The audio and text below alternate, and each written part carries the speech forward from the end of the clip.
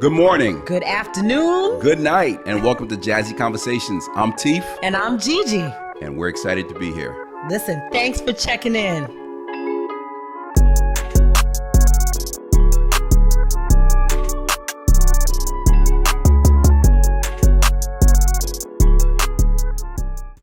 Welcome to Jazzy Conversations. I'm Teef. And I'm Gigi. Gee, let's have some fun. Oh, hey. I'm excited. I'm always, I live excited. Listen, I need you next to me because we always have great energy, Yes, right? yes. And today yes. I'm very excited because I have someone coming on that I'm going to be working with in a hit movie coming out in 2024. I love that. It's going to be a hit. It's gonna already be a hit. Right? No turning back. Tara Wallace will be on within the next 2 minutes. All right. But prior to that, we have to play our games, guys. So you know that, right? G, you ready? You know, I'm trying to be ready, Teef. Here I am. I got some games for you guys. Okay. Please, guys, listen. Write in the comments. Make sure you share. Make sure you like. And make sure you subscribe. Very important. Give it up, G. All right. All right. Here's the first question for you guys as well. All right. What was the name of Boyz II Men's first album? Boys to Men. Am I right? No. What was the name of Boyz II Men first Motown album? Philly. Oh, good comeback, but no. Oh. It was called You see you try to play me? Cooley High Harmony. Oh, I did. You know, I wasn't guessing that. I wasn't guessing that. Nope. All right, here's guess number 2. Question Okay. number 2. I think they should have named it Motown Philly, but Yeah, anyway. that was a hit. That was a hit. Which group Yeah. was the lead singer Cisco a part of? I know that. I do know. Which group was Cisco the lead singer? I a know part of? this. Give me a hint. Come on, Teef. Give me a hint. I won't get the point, but give me a hint. First letter of the group. D. Now I know a lot of people out there. Oh, I know that one. What is it? What's wrong with Cisco. me? I can't remember. She has 5 seconds. 5, 4, 3, 2, and. I'm embarrassed. Okay, you know the answer? Drew Hill. I did know that. I knew that. Drew Hill. All right, we got 3 more questions, I G. was feeling Drew Hill too. There you go. All right, go ahead. Give me the rest. All right. True or false? True or false? True or false? The song Candy Rain was made by the group 112. False. Okay. Candy Rain was made by what group? The name of the group was So For Real. So For Real. Now she want to show off. She want to show off. yes. So For Real. Yes, I like to win. All right. I like to win. Now, here's a good one. Kay, I'm going to get you with this one too. Very important, G. All right. Who was credited for discovering Timberland, Missy, and Genuine? Who was credited for discovering those 3? Yeah, I got a few of you guys out there. Some of you guys going to get it easily, but I'm not one of those people that will get it easily. Credited for discovering Timberland. Timberland, Missy, and Genuine. I don't know. When I say his name, you're going to know because they used to say it. Devontae Swang. Oh. From Jodeci. Remember? Devontae, I he had a do. group. Yeah, I remember that. Yeah. So he's credited for discovering. Y'all don't understand the pressure. Y'all don't understand the pressure I'm under. All right. Here's the 5th question before we bring Tara Wallace on. Dino, Shazam, and G are members of what group? Somebody rock and knock your boots. What group? What's the name? Because I'm ready. I don't know. She crazy. Wait. What's the group? Tell me the group. Nabbit. I don't know. I brought you back on that one, G. There's too many 90s. There was so many 90s groups. There was a dime a dozen. I can't remember. The name of the group was H-Town. H-Town. Oh, gee, that was a good one. That was me. That was my. They had those some was cuts. 5 good questions. Yes, those were good. I did not do well, y'all. We're not tallying scores this week. Gee, you did really well. Listen, we have an amazing show for you guys. I hope you're ready. You ready? Here we go.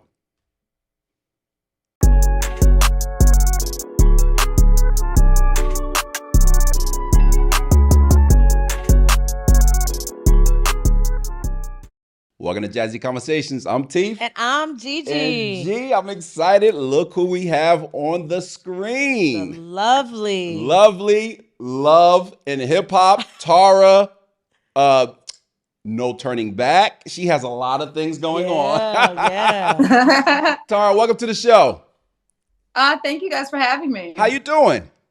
I'm well. How are you? All is well. We are well. We are well. Where are you checking in from? I'm in Queens, New York. All right. All right. I was looking because you're looking awfully tropical. Well, I dressed up for you guys. There you go. I love it. You know, I was like rushed to doing my makeup. I'm like, wait a minute, is this on camera? I'm like, let me get myself together. I can't. You got to look the best you can. You look beautiful. That's my You girl. are Thank glowing. you. Tara, thanks for coming Thank on. you. That's my buddy. We had so much fun working together last week. We're going to get into that. Yes. But Yeah. before we get into that, we're going to go through the process. I want people, and I know a lot of people watching knows who you are. But however, we want to start from the beginning. We want to go back all the way to the beginning and bring it up until today. All right? Sounds good? So that's giving me like the Betty Wright vibes. Like The- some people might have to go back a little bit further than others. Yes, That's me. So I want you to tell us where you're originally from. Tell us where you were born and raised, siblings. Tell us the background. Well, I was accidentally born in Gainesville, Florida, but I was raised in Mississippi. Okay. I was only in Gainesville for a very short period of time, and then it was like a sheer accident. And then I came back to Mississippi, where I was in Mississippi from '76 to summer of '99 when I moved to New Brunswick, New Jersey.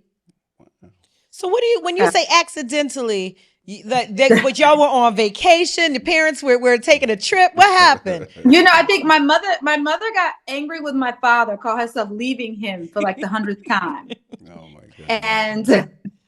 And so she went to Gainesville, which is what she always did. Mhm.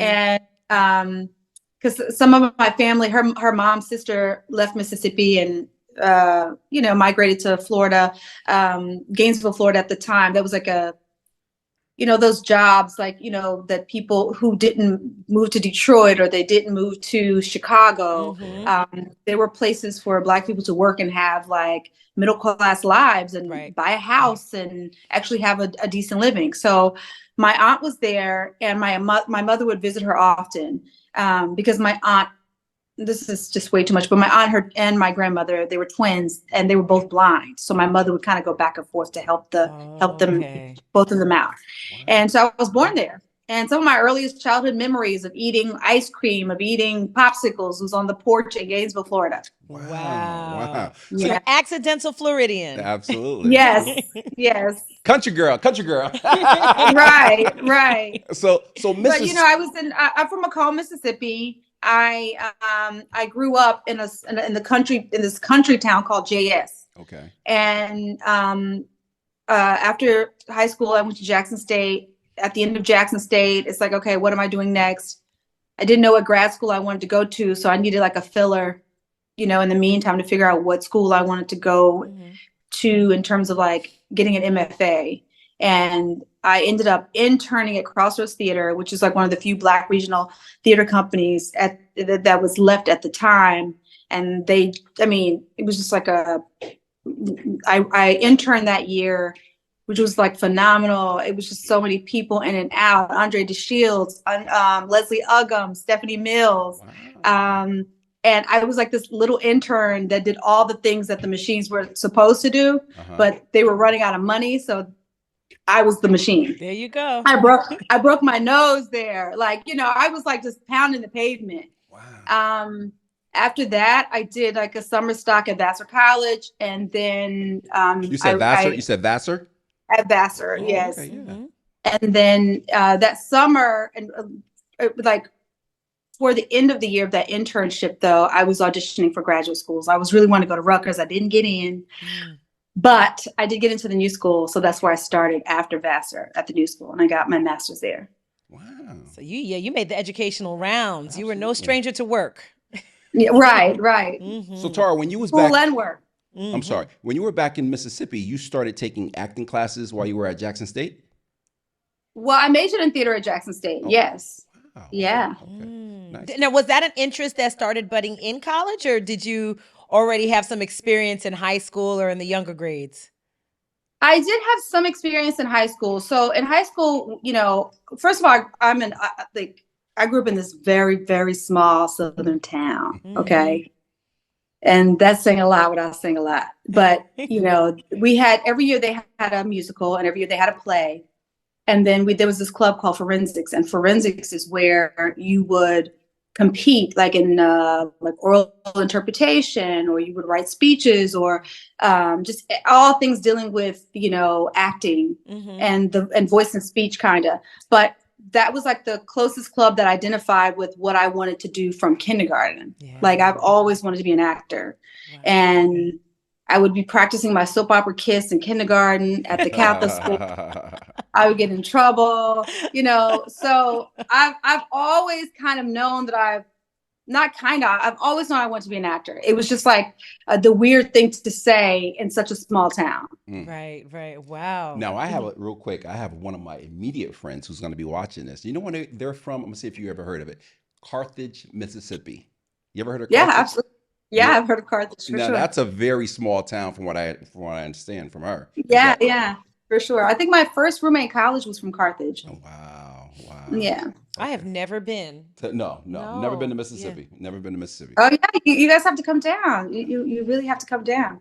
I've heard it's beautiful. I've heard the food is good. You'll leave with another notch in your belt. So I'm no For sure. stranger to eating. I like to go to a place and eat good food. So Tara, let's do So that. I love crawfish, so I'm playing it close. Like I should be home right now. Like it's crawfish season, so I like to go home during crawfish season and like enjoy like a couple weeks of just eating crawfish. that sounds good So to the me. transition, you went to Vassar, so you came up to New York. So how did that transition happen? So you were in Mississippi. Bring So us up. I went to Jackson State. So when I finished Jackson State, I did the intern. So Vassar was just like a summer stock. It was like just based around theater and like classes would start, let's say 8 a.m. Okay. And you would start with like voice and speech or acting, and then you would kind of be in class all day. After you finish your classes, then you go and work on they put up 4 shows in that summer season. Okay. And then you would go to rehearsals for your whatever show you were cast in. And then during that time there would be professional shows that came, and we would, you know, go and watch those shows and be a part of those or help out. And but it was just like the summer was just filled with like theater, and it was like your time to be. I think the play I did was Antigone, and I didn't have a big part, but I wanted to be seen.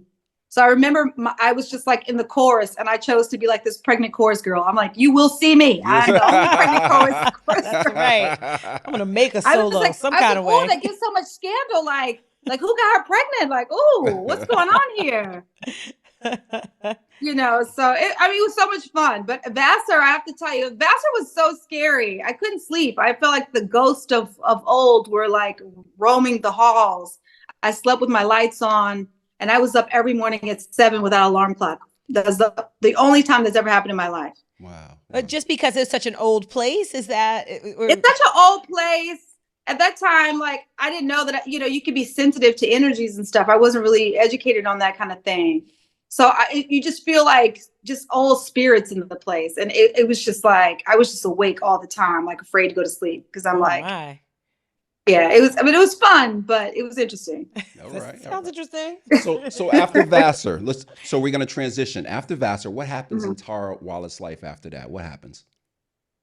I started the new school and the Actor Studio Drama School. Okay. So you know, that was pretty much, you know, just acting all day, acting and dance all day. We took dance at Al Bailey in the mornings, and then, you know, your acting class pretty much starts at 9:30 on Monday, Wednesday, Friday, and you're just in class all day, you know, from acting, theater history, voice and speech, movement, Alexander technique, you know, the works. Now, a lot of people don't know this about her because we're going to transition into love and hip hop. But look at her background. She's a real actress. Absolutely. You know, A she studied, she's trained going to and school. studied Yes. actress. And That's she's right. about to be on the hit TV show coming out next year. So, all right. So, Tara, moving forward, love and hip hop. How does that happen? How does that transition? How do you wind up going on to love and hip hop? So, you know, that's a pretty interesting transition because it's just something I never thought I would do. I had just so happened to be watching Love and Hip Hop at the time because I was working in the restaurant industry, as most actors. I transitioned quite well. Sorry. And so my off days were Sunday and Monday. So I'd watch the show, but I thought it was pretty obnoxious. I was just like, oh my God, like these girls are crying over these dudes. Is it really that serious? Had no idea. No idea. And so I think I was like 2 hours late to the interview. I didn't even take it serious. At this time, my kid's father, Peter, and I had been dating for many years. Okay.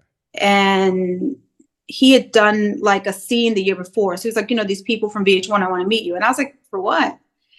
So he'd never watched the show, but I had. So I was like, who are we replacing? Like the boring couple? Because I'm like, we don't do anything. I go to work. You go to the studio. You don't bring the drama, right? Because you We need have drama, right? I was like, we don't bring no drama. Like, so I entered that. So I went to the interview. They just, asked me questions about our history. And I told them, and next, we were like filming, so I'm trying to go along with the process. But in terms of reality TV, because I was an actor, we need every excuse in the world to understand why we're not working. It's like, we're not working because of reality TV, just anything to justify why we don't work, right? Why we didn't get the job. And so it was not anything I took serious. I just kind of jumped in blindly. It was just like, okay, whatever. Yeah, let's film. And then I start really paying attention to people's energy around me, how they moved around me, like little whispers in my ear. And I'm like, like kind of what? Like, what are they preparing me for? Why did you just say that to me? Like, what's happening? Mm-hmm. So, and then I go to work one day and then, no drama to all, miss no drama to all the drama. Oh my goodness. Oh my now, goodness. that show, yes. that show popularity wise, now for you, how did that change your life? How did that totally, like your popularity went through the roof? Like, how did that change? You know what? It was funny because at that time I was working at STK, which at that time was like one of the hottest restaurants in New York. So it's like, you can't come here and have a good time without knowing me. Right.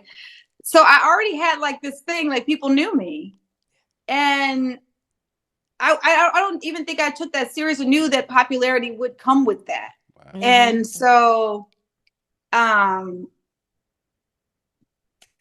then I was still trying to battle, like, am I going to let my job go to do reality TV? Because I was still working. The show was on.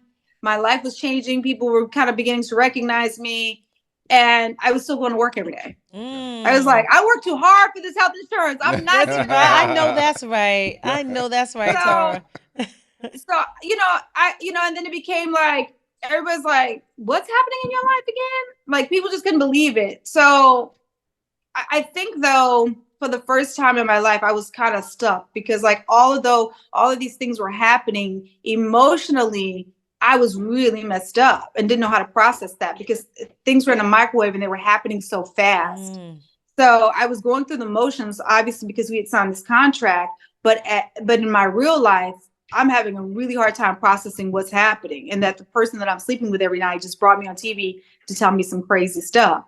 So it was a rough journey. Like, when I look back on it and how much I was probably suppressing because I just couldn't take that blow all at once. Right. That sounds like a lot. Yeah. So I think that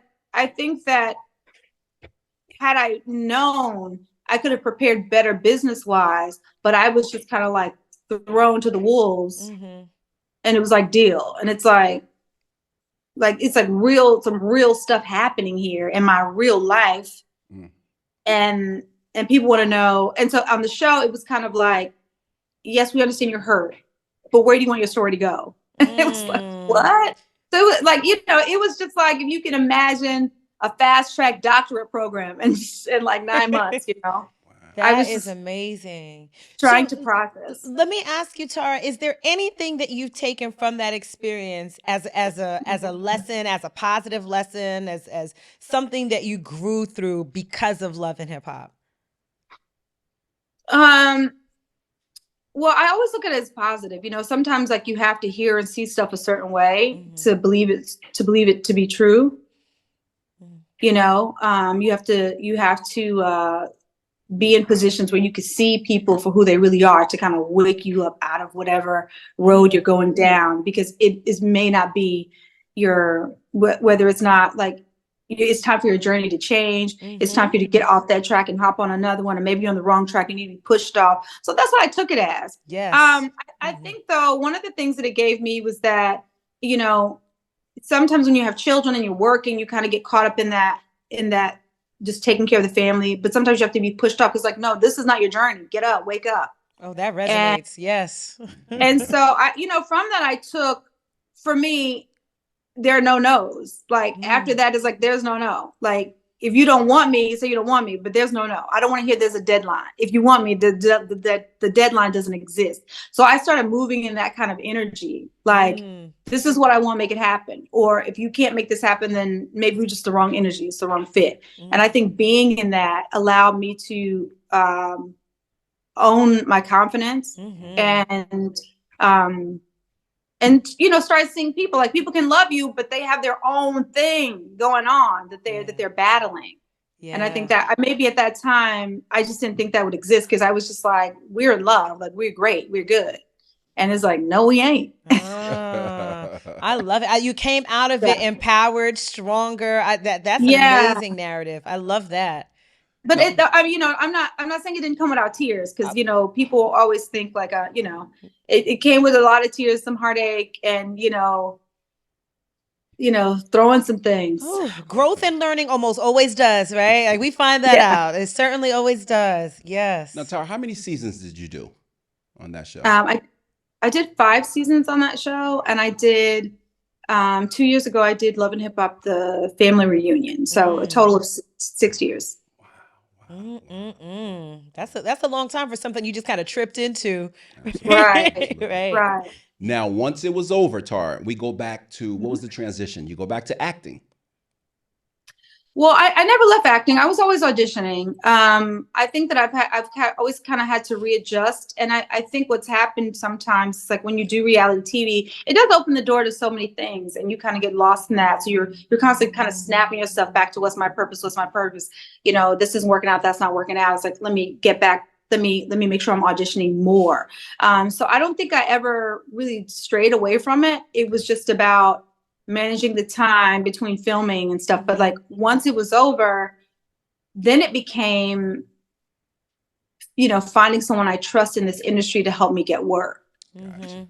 And I think that it was interesting when I started Love and Hip Hop, because I feel that the record industry at that time had taken a huge hit. So you were kind of filtering through people who were no longer in the industry but had connections, and thought like, hey, why don't we go to reality TV and start helping there? So it's really trying to filter through all of that and getting the right people in your circle, because that's really important, especially when, you know, you're not coming from like some type of child stardom or like a family member that's like gunning for you hard. It's like really finding a team that's filtering through the crap so that you can get the job. And, you know, I think that's kind of like, you know, kind of, you know, even like where I am now, like making sure there are always good people around, making sure that if I don't get the job, it's not anything negative. And also knowing that, you know, if that's the impression of people, sometimes I feel like it can be hard for people to give you another shot in a different space, even though that was your lane altogether. I love it. Yeah. Do you encounter people that think they know you because they've seen you on reality TV? Yeah, for sure. I do encounter that a lot. And how does that look? How does that look? Well, it depends on the day. You know, like you know, I try to be true to myself. So some days I can be moody about it and snap at somebody, and some days I'm just like, whatever. It just depends on, I think, how the person approaches me, or the interaction with the person.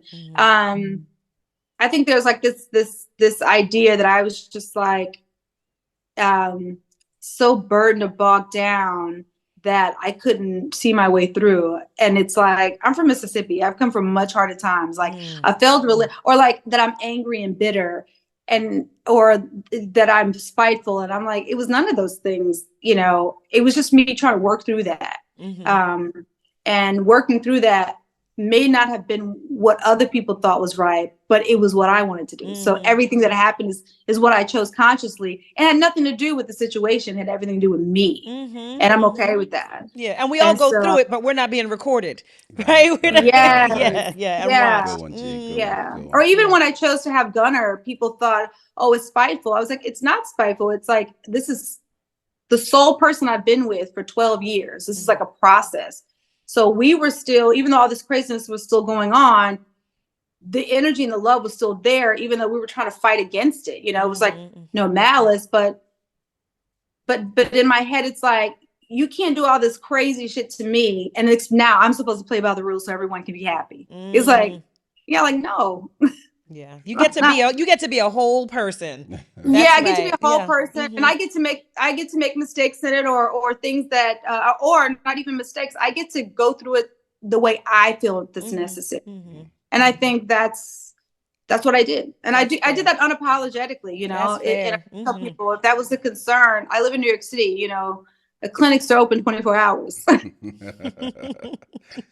So Tara, okay. Now I want to transition. I know you did. He couldn't wait for me to stop asking you questions. No, I want you to keep going. So now you are okay, first of all, let's back up.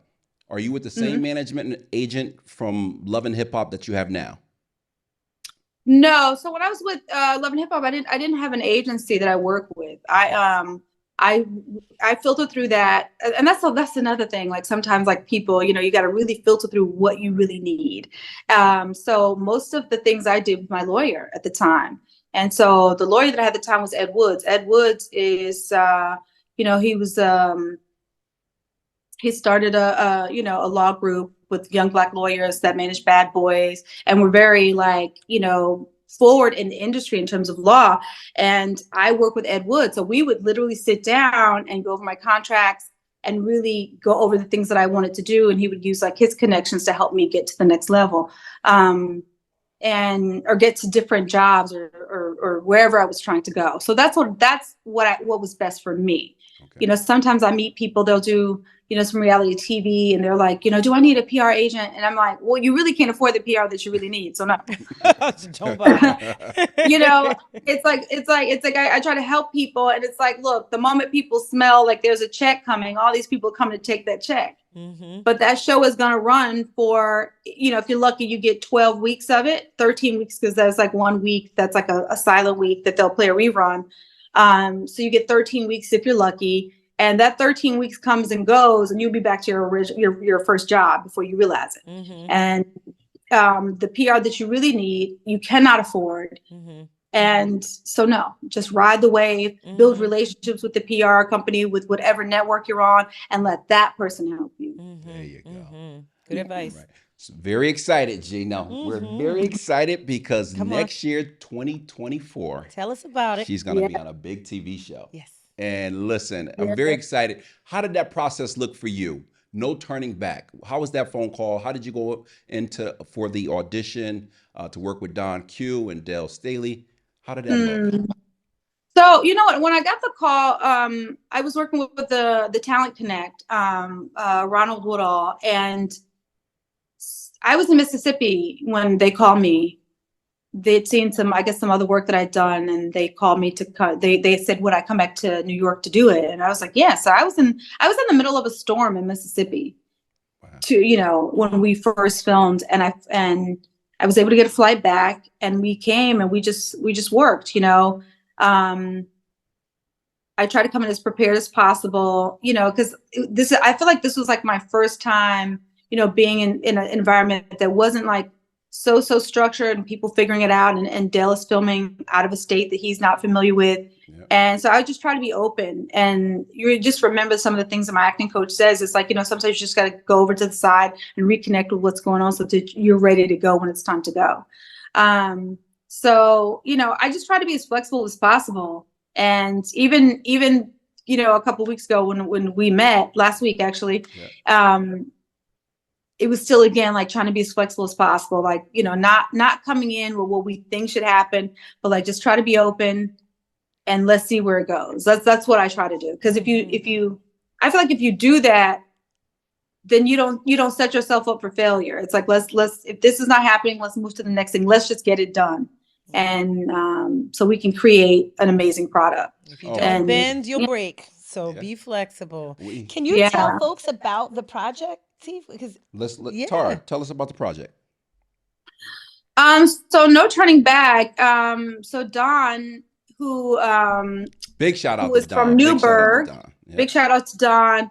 I think he is telling the story based on some things of his real life that happened in Newburgh, which was upstate. And we did go up there and we filmed, and we filmed like, kind of guerrilla style and what was really happening. And it was kind of scary because we're like, I don't think we were expecting. It was like late night. And so anyway, Don is telling the story of things the story of, based on some things that have actually happened in his life about this young kid trying to leave.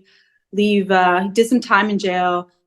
He's trying to leave the life. And this one thing is pulling him back in. And that one thing, you know how it goes, you think this is going to be simple, and it's never that simple. Yeah. And, he's coming back to do this last job, but things have changed. There are new people on the block. You got to get to know these people, and that's where you run into the conflict. So I think it's a great project. I think, he loves writing. You can tell.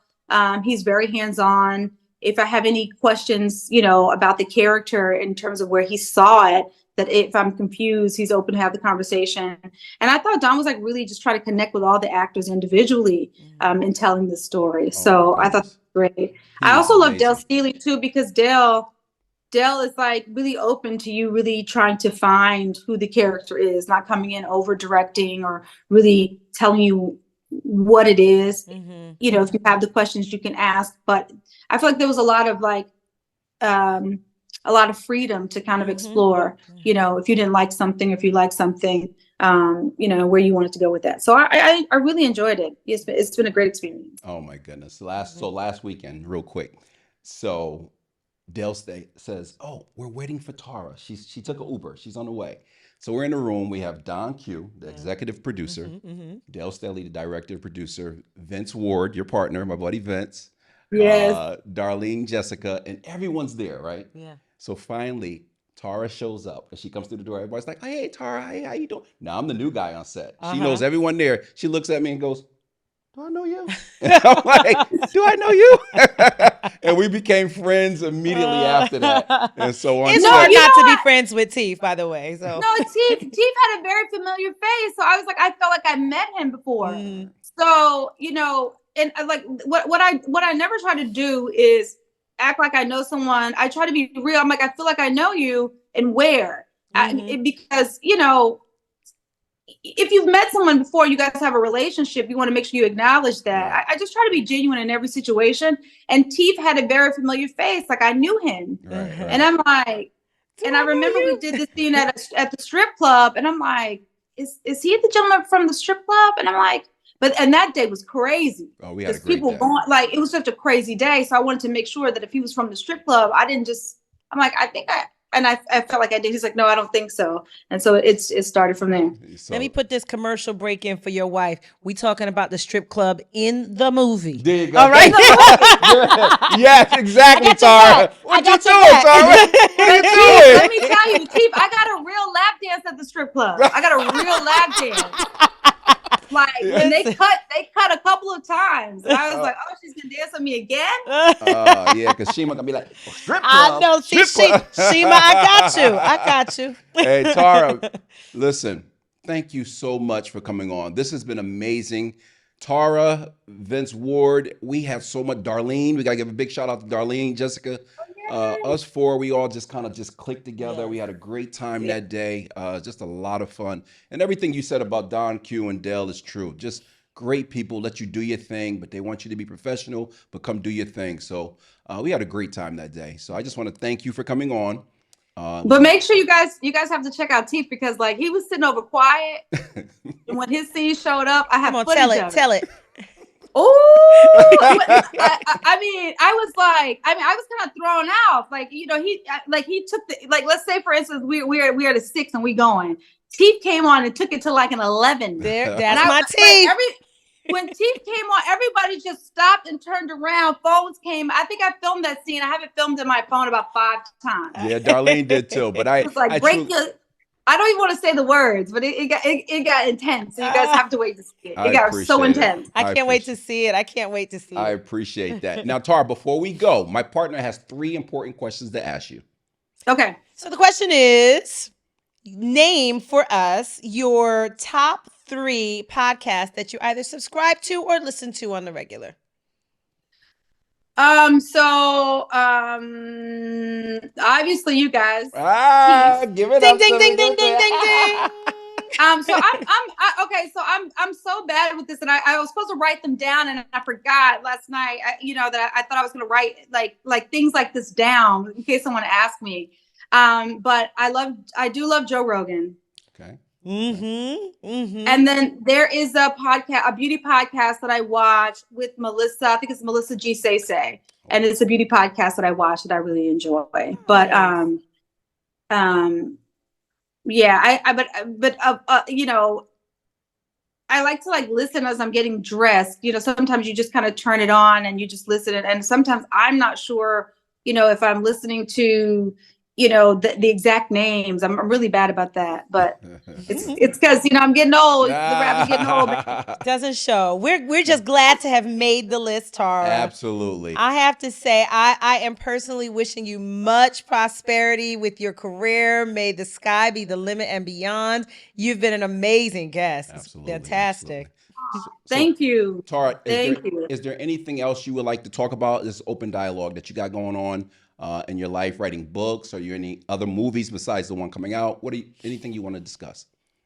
Right now, believe it or not, I'm working on a beauty podcast. Okay. I was gonna say you need to be doing your own beauty podcast, my friend. Yeah. So basically, the research in the podcast, even though I'm saying this, so I have started to do research in podcasts and just listen to what's being done, and it's really important that you listen because then that's how you kind of create your own lane. So I've been doing research in that, and just this idea that we need more, even women of color, like in terms of the beauty space, like we need more, and we know a lot, and we need to start sharing a lot.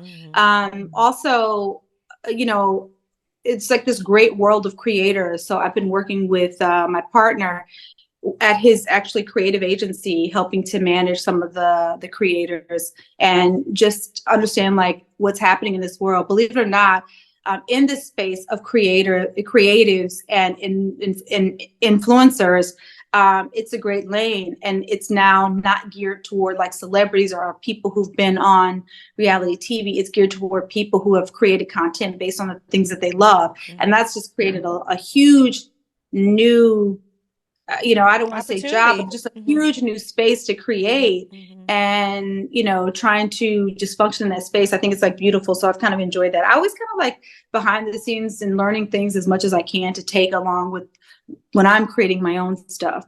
And I have a dear friend, Autumn Adegbo, who is her dresses are everywhere now. She's in Neiman, she's in Nordstrom. So I've taken some time to start helping her and working with her. Just try to help out where I can. Like, cause some of these people you start out together and you guys kind of venture out. But, as things are a little bit slow for me because I'm home with the boys as well as auditioning, I go and help and learn as much as possible. And I think that's kind of what we always have to just be in a space of learning. So that's what I've been doing.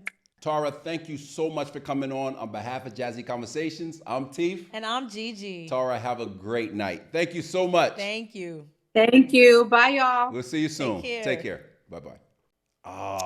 Gee. Amazing, because I'm glad everyone got to know Tara Wallace. Absolutely. Not just loving hip hop. Exactly. And we learned a lot. I learned a lot about her, and really just hearing her journey, which is what we do here, That's right? What we do. Hearing her journey. Absolutely. Yes, and I can't wait to see the project. Oh, I can't wait to see. Oh, Yeah. She was amazing. She's amazing. But to know that she went to school and she studied and she took, I did not know that. Oh, absolutely. I love to hear those stories, just like you. I love that she was dishing the dirt on you. I love to hear a little behind the scenes Teeth magic.